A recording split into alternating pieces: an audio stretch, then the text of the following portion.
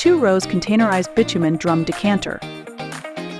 Bitumen decanter overview. Bitumen decanter machine is a safe, economical, and reliable way to melt bitumen. It is ideal for material that comes in drums. The bitumen barrels are placed inverted after removal of the top part of the barrels. The bitumen barrels will have to be pushed into the machine by hydraulically operated arms. The combination of hot gases and heat transfer oils allows the heating of the chamber. The bitumen melts from the barrels inside the chamber and falls below into the storage chamber. At the bottom, we have sufficient storage space for liquid bitumen.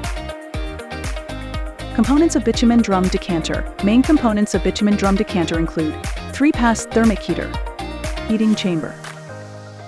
Capacities available: 2 to 2.5 TPH, 3.5 to 4 TPH, 6 TPH, 8 TPH, and 10 TPH.